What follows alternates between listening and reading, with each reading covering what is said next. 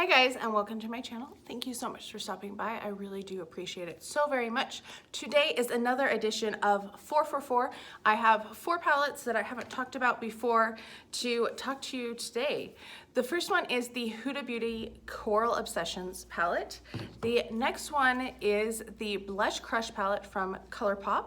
Next up we have Voss Essentials, which came in BoxyCharm. And then finally we have Morphe, that's upside down. Morphe, this is the 15N Night Master. We're gonna start with this one because it's already in my hands and that just makes life easier. So this is what it looks like. There are 15 shades in there, hence the 15N, and there are a variety of browns and a few purples and taupe type shades. I'm going to swatch them and then tell you what my thoughts are. All right, so we have the shadows here and we have the palette here. Now these over here were much scratchier than the other mattes. I felt like the first 2 rows were pretty soft. These upper 2, the bottom row was not that way at all. They were scratchy. They are very patchy, as you can kind of see in that swatch. So this is not a great color story for me. These are not really colors that I gravitate towards. If I'm doing a purple, I want a brighter purple. If I'm doing browns, I need more of a variety. I felt like they're all pretty similar and I've got most of these the same looks. Even these ones, they look pretty pale on the camera, but they're a little dark for my skin tone. Now, if you're darker than me, which almost everybody in this world is, that's probably fine. And it would work better for you, but it wasn't a palette that I gravitated towards. I felt like all of my looks, I did not like what I came up with. And I was really trying with this one. I did get this one in a BoxyCharm Boxy Luxe last year, and this was really the first time I had pulled it out and played with it, and it's one that I'm not super happy with. I am actually going to pass this one along. All right, the next palette I actually also got in a BoxyCharm. This one came in just the regular box though. This is the Voss Essentials. It was made for BoxyCharm, but you can find it on their website as well. It has 10 colors, kind of a mix of shades. You got like the 2 base shades that most people want, which is a dark brown and a black. I don't really care if I have black because I don't deepen up my looks a ton and I don't use it as a black eyeliner like other people do. But then you kind of have like a neutral kind of palette over here and then a couple of pops of color. I'm going to swatch it for you really fast and then tell you my thoughts. All right, so here they all are swatched, and I do like this palette. This is one that I am definitely keeping because it is one that I can see using, albeit probably without these 3 colors here on the end. A little bit of the cinnamon, but definitely the green.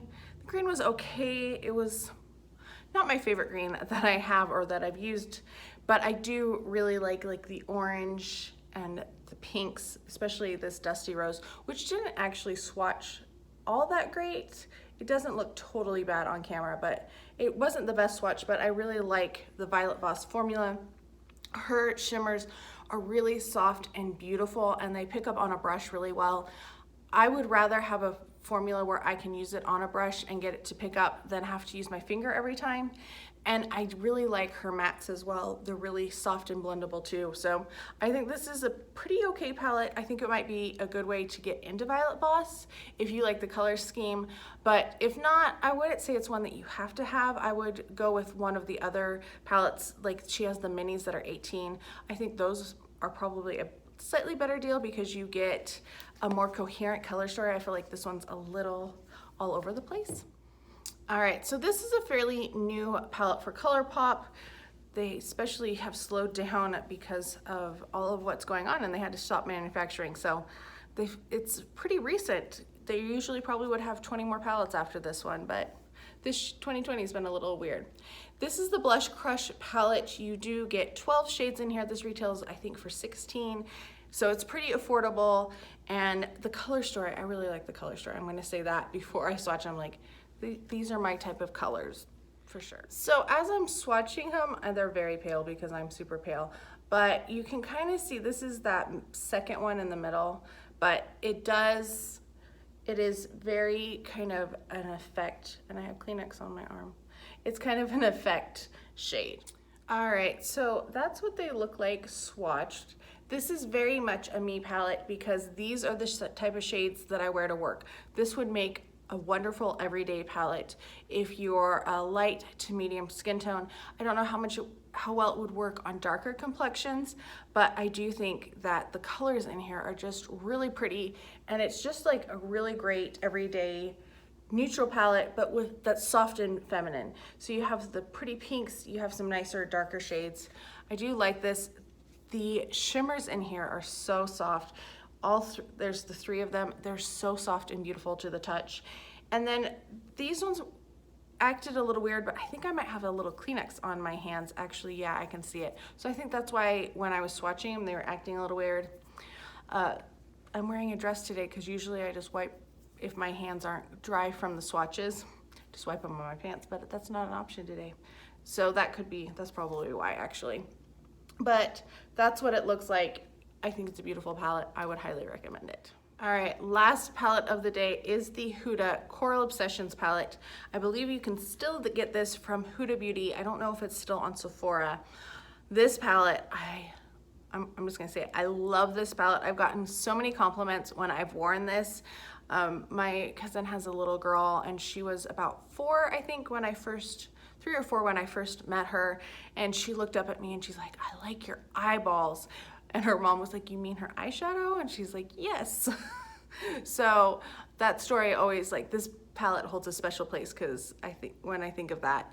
But yeah, I just really love the color story of this one. All right, so there they are all swatched. As you can see, like that shimmer on the end and on the beginning are just really gorgeous. I love Huda shadows, and I think that every palette she does, she reformulates just slightly and they get better and better. Although this is an old one, I still think this one is so good. All of the mattes are buildable. They're not going to be like super intense, so you do need to build them up, but I kind of like that because they are such bold colors. I would rather have something that needs to be built up so that you can figure out the intensity you want instead of, you know, boom, you have this blob of eyeshadow that you're trying to blend out and trying to kind of temper a little bit. So I really like that about it. I love the 2 shimmers in here. Like, usually I'm all about the shimmers and I want more shimmers, but just those 2, I think this palette is so good. And it's just a perfect like summer palette. I love to wear it in the summer. So that's what all of those look like. Judging by my thoughts on these, you probably already know how I'm going to rank them, but just in case you were curious to see if you were right. In 4th place is the Morphe 15N Nightmaster. Just not really my color story, not a huge fan of the shadows themselves. Had a hard time with it, and I know Morphe has also had some issues with like staffing and stuff. I saw at Christmas that, you know, some of the things they were doing with their employees, which kind of put a bad taste in my mouth, to be honest. That had nothing to do with my review, but I was never super interested in Morphe, and that kind of killed what little spark I had. In 3rd place, I would put the Violet Voss Essentials palette. Like I said, I think it's a good solid one, and I will get use out of it, but I don't feel like it's one that is my favorite. I don't love it. I like it. So that's why it's there. There's some shades that I really like, some shades that I could do without. In 3rd place is the Blush Crush palette by Colourpop. This is like my go-to. I'm so excited to wear this. When school starts back up in the fall, this is going to be one of my go-to palettes for teaching because the shades, you're just there. You don't have to worry about having funky colors or things not blending. They're going to work really nicely in this palette. And then in 1st place is the Huda Coral Obsessions palette. And like I said, it's the perfect summer palette. I just really like it. I've gotten so many compliments while I've worn this palette. So it's a keeper. It's a highly recommend.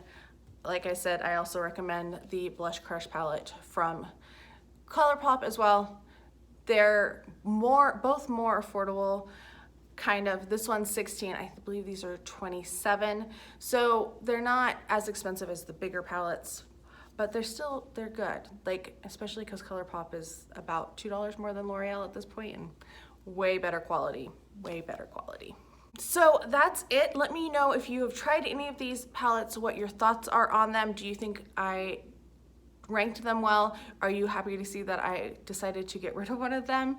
Let me know your thoughts and opinions down below. If you have not already subscribed, I would really love it if you would think about subscribing and hit that button. And don't forget to like and comment and let me know your thoughts and opinions. I hope you're having a fantastic day, and I'll talk to you next time. Bye.